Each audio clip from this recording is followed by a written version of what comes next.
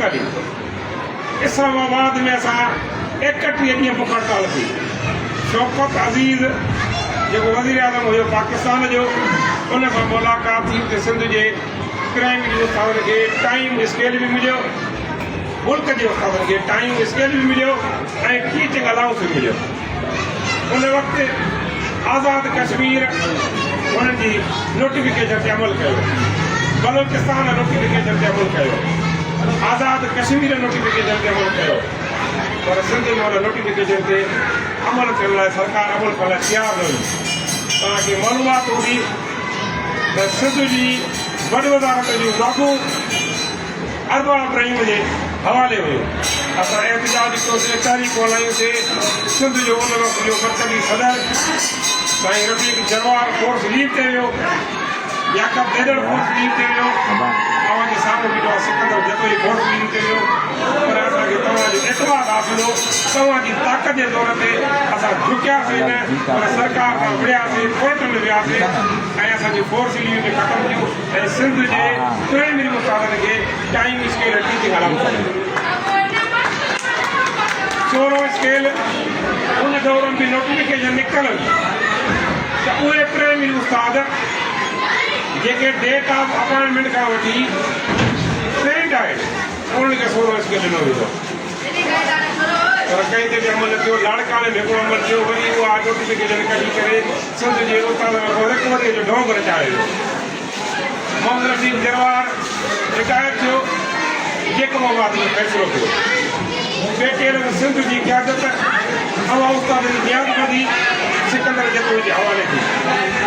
5 अक्टूबर 2015 ते पेटीएल जी तारीख़ में, वेझे माली जी तारीख़ में एॾो कड़े बि एहतजाज न थियो ऐं हिन अवां जे नियाज़ बदी जी अॻुवाणी में कराची में वॾो एहतजाज थियो, लाठी चार्ज थी, शेलिंग थी। उन वक़्त जो जनरल सेक्रेटरी लियाकत देदड़ साहब रैलीअ में उनखे दिलि जी तकलीफ़ थी, उनजो सीरो चीरियो वियो, मेजर ऑपरेशन थी। पर असां वरी बि पोइ ते कोन हटियासीं, रेड ज़ोन में दाख़िल थियासीं। सरकार जूं सभु रुकावटूं टोड़े पंहिंजो जेको मौक़ुफ़ हुयो उहो सरकार खे ॾाढो मौक़ुफ़ पंहिंजो तूं मामा करे ढके ढके पंहिंजो मौक़ुफ़ रखियोसीं। जदोजहद असांजी हलंदी रही, सरकार जी उरादो रही ऐं हिकु पासे सिंध जे प्राइमरी उस्तादनि जी जदोजहद। सिंध जे उस्तादनि पढ़िया खे खां हिकिड़ी शुरूआत कई। दोस्तनि खे यादि हूंदो असांजो हिकिड़ो डिस्ट्रिक्ट एजुकेशन ऑफिसर हुयो, उनजो रवैयो बहितर न हो सिंध जो पढ़िया करे सखर जे उस्तादनि खां। उनजे ख़िलाफ़ उस्ताद बुख हड़ताल ते वेही विया ऐं उहो असांजो मसइलो हल पियो थियो त असां उहो बुख हड़ताल ख़तमु करे आयासीं। मां पंहिंजे शोरूम ते आहियां, मुंहिंजो ज़ाती दोस्त आहे मूंसां वेठो, उन चयो त उहा तारीख़ हुजे 28 तारीख़ असां बुख हड़ताल ख़तमु कईसीं कि सुबुह बिलावल भुट्टो ज़रदारी प्रेस क्लब ते थो अचे। अञा उते वेठे ई तीअं मां सभिनी दोस्तनि खे फ़ोन कयो त मां पंहिंजी बुख हड़ताल ख़तमु कान्हे का। मां उते जो उते पोस्ट हलाई, उन वक़्तु मां सिंध जो जनरल सेक्रेटरी हुयुसि त मां चयो असां सुभाणे प्रेस क्लब ते साॻी बुख हड़ताल कंदासीं, बिलावल भुट्टो ज़रदारी असांजो घेराव। मीडिया ते अची वियो, सखर जी मीडिया जा दोस्त असां राब्ते में आया। मरहूम जान मोहम्मद मर जेके अलाह साईं जन्नत में फिरदौस अता करे, असां सभिनी जी दुआ आहे। उनजी कोशिशि सां, सियासी माण्हुनि जी कोशिशि सां असांजो टाइम तय थियो त बिलावल सां अवां जी मुलाक़ात थींदी। तव्हां एहतजाज न कयो। मां दोस्तनि खे चयो त सरकार टाल मटोल बि कंदी आहे, दाव पेच बि रखंदी आहे, पर असां एहतजाज मुस्तक़िल न कंदासीं। बुख हड़ताल खे मोखर करे सघूं था। बुख हड़ताल असांजी स्कूल जे ॿाहिरि हुई। मां सुबुह जो दोस्तनि खे चयो त घटि में घटि 150 दोस्त मूंखे घुरिजनि जेके अंदरि स्कूल में हुजनि ऐं स्कूल खे ॿाहिरि मां तालो हणंदो, छो त सरकार बाक़ाइदे अलर्ट ई प्रेस क्लब जे चौधारी कड़ो चाढ़े वियो, कंहिं माण्हूअ खे इन से न पियो ॾिनो वियो।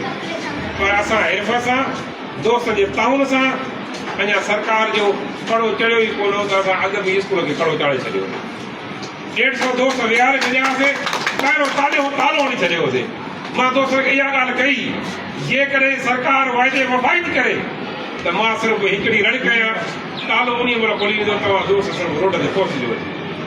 प्रेस क्लब ते दोस्तनि घुरायो, असांखे चयो त बिलावल साहिबु अचे थो पियो, 5 माण्हुनि जी कमेटी ठाहियो। 5 माण्हुनि जी कमेटी असां अनाउंस कईसीं।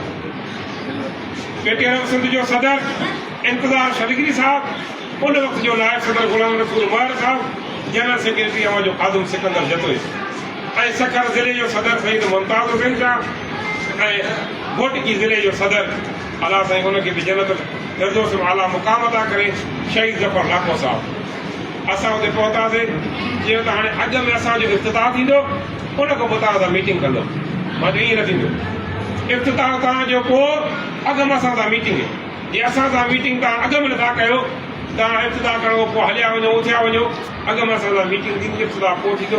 न त मुंहिंजा उस्ताद हुनखे मां ॿुधायो, तव्हां प्रेस क्लब जे मथे अङण ते चढ़ी ॾिसो त मुंहिंजा 100 जे तइदाद में साम्हूं स्कूल उस्ताद वेठा आहिनि। मां हाणे रड़कनि उस्ताद हिते एहतिजाज कंदा, ऐं सरकार मजबूर थी। अॻु में बिलावल भुट्टो ज़रदारी आयो, उहो हिकु न पर पीपल्स पार्टीअ जी टोटल क़यादत।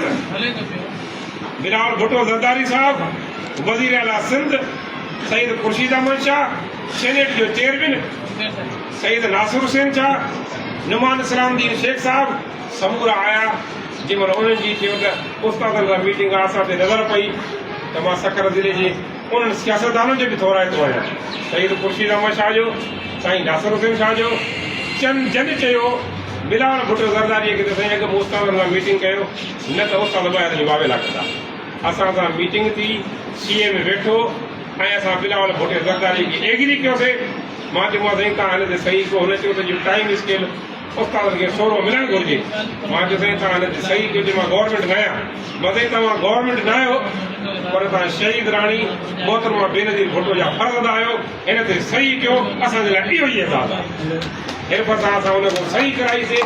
चयोसीं साईं तव्हां सां मुलाक़ात जे लाइ असांखे कशाला कढणा पिया, वज़ीर आला जे घर जे ॿाहिरों ईंदा आहियूं, असां सां मिलंदो कोन्हे। मुलाक़ात तइ थी, उन वक़्तु असांजी मुलाक़ात तइ थी।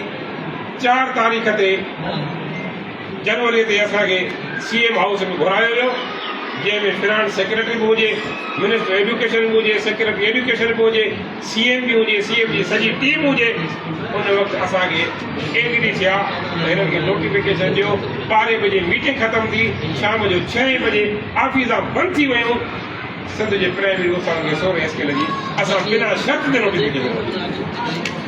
हाणे बि तव्हां उस्तादनि सां इहो वाइदो आहे, तव्हां उस्तादनि सां इहो वचन आहे जो सुठो आहे त उहे जेके असांजा दोस्त 3 सालनि जे बजाए 5 सालनि ताईं कुर्सीअ ते वेही रहिया, उन्हनि सिंध जे उस्तादनि खे छा ॾिनो? असांखे सर्विस स्ट्रक्चर बि न मिली सघियो। पर असां हाणे कोशिशि करे हाजी शफी मोहम्मद सठे ऐं उनजे दोस्तनि कोशिशि करे सरकार खां सर्विस स्ट्रक्चर जी ईअं सम्झो समरी 99% ओके कराए छॾी आहे। ऐं असां सिंध जा दोस्त मुख़्तलिफ़ जायुनि ते पोस्टूं लिखी, मां हिकिड़ो पोस्ट हलाई नंढी शॉर्ट पोस्ट त जेकॾहिं अप्रैल महीने में सिंध जे प्राइमरी उस्तादनि खे सर्विस स्ट्रक्चर न ॾिनो वियो त असां दंगल कंदासीं। मुंहिंजा महबूब पोइ मुंहिंजी पोस्ट रखी करे वरी लिखनि था यादगिरी उन जी कराइबी आहे जंहिंजी का शइ विसरी वञे।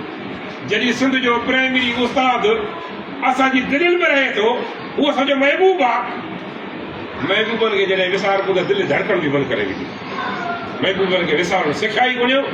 असांजी कल्ह बि जिदोजहदी, अॼु बि जिदोजहद आहे, कल्ह बि कोशिशि थी, अॼु बि कोशिशि आहे त सिंध जे प्राइमरी उस्तादनि खे ईद खां अॻु में सर्विस इंस्पेक्टर मिले। जेकॾहिं सरकार ईद खां अॻु सर्विस इंस्पेक्टर न ॾिनो त पनियाकल जा उस्ताद जी इनकलाब जो आज़ाद हमेशह ॾींदा हुआ। इनकलाब जे आज़ाद जे लाइ मैदान ते तयारु थींदो। मुंहिंजी पनियाकल जे महबूबनि खां हिकिड़ी शिकायत बि आहे। असां PhD को HSC जा प्रोमोशन जॾहिं खां मां PTRM जी तंज़ीम अंदरि अमली तौर ते आयो आहियां, 99 में मां सीनियर नायब सदर डिवीज़न जो, 2000 में मां पहिरीं HSC जी DPC कराई आहे। उन वक़्तु नवाब शाह बि पाण सां गॾु, नवाब शाह फेरोज़ बि पाण सां गॾु। प्राइमरीअ खां HSC DPC जो मक़सदु छा आहे? डिपार्टमेंट प्रमोशन जेका कमेटी आहे उहा वेही गॾिजी करे प्रमोशन कंदी आहे। पर असांजे ऑफिसर साहिबान सिर्फ़ु GST जा बि प्रमोशन कया असां हुन दौर में गॾियल प्रमोशन कराए अलाए केतिरियूं DPC कराए असां पनियाकल जे उस्तादनि खे सखर डिवीजन जे उस्तादनि खे असां प्रमोशन वठी ईंदा हिकु अहिड़ो इतफ़ाक़ मूंखे यादि आहे निज़ाम काज़ी उस्ताद हुजे कानगढ़ जो मां DPC करायां पियो मई महीनो हुजे हुनजी रिटायरमेंट 29 मई ते हुजे असांजी DPC जो लेटर निकितल हो 30 मई ते वो उस्ताद आयो सिंध जी सकाफ़त हुनखे फट कोई बदल हुजे अॼु मैं जे स्कूल में अची पहुतो हिते मूंखे मरहूम असांजी पनियाकल तालुके जो बहादुर ऐं बेबाक सदर अब्दुल हमीद चाचर साहिबु अलाह साईं हुनखे बि जन्नत फिरदौस आला मुक़ाम ॾिना हुन मूंखे हिते घुरायो ऐं उहो उस्ताद मिलियो उन चयो साईं मुंहिंजी 30 तारीख़ ते रिटायरमेंट आहे ऐं 29 तारीख़ ते रिटायरमेंट आहे तव्हां 30 तारीख़ ते DPC रखाई आहे उन ॾींहुं 25 तारीख़ हुजे की साईं मूंखे प्रमोशन कराइजो मां साईं सुभाणे तव्हां बि डायरेक्टर ऑफिस मां बि डायरेक्टर ऑफिस उस्ताद खां दरख़्वास्त ॾियारे 27 तारीख़ ते मां DPC कराए उन उस्ताद खे सर्विस खे ॾियारियो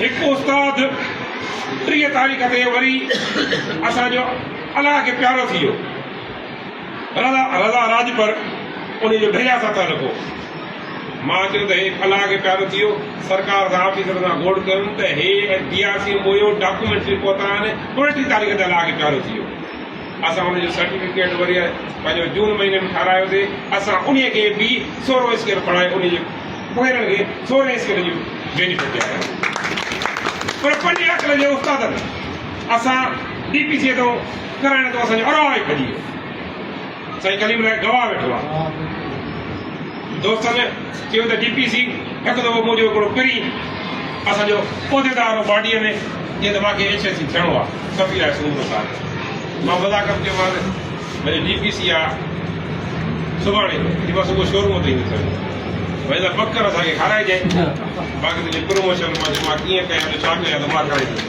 सुबुह जो वही में नालो हुयो न हुयो क्रोध करे गोड़ करे सफ़ीर आहे खे असां प्रमोशन वठी ॾिनोसीं उहो पेटीएम जी पैदावार आहे हिन हायर सेकेंडरी स्कूल बकर कोई साईं कोन्हे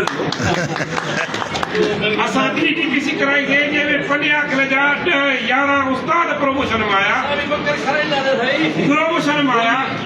पर उन्हनि जूं DPC थी वियूं उन्हनि जा ऑर्डर थी विया उन्हनि उस्तादनि प्रमोशन न वरितो उनजी मर्ज़ी पर तालुके जो सदर उनजे दर ते 7-7, 8-8 दफ़ा वियो उन्हनि फोरगो लिखी ॾिनो जे फोरगो लिखी ॾिना त असांजा ॿिया प्रमोशन थियंदा जे ॿिया प्रमोशन न थियंदा त जेको मुंहिंजो नौजवान उस्ताद वेटिंग में वेठो त घटि में घटि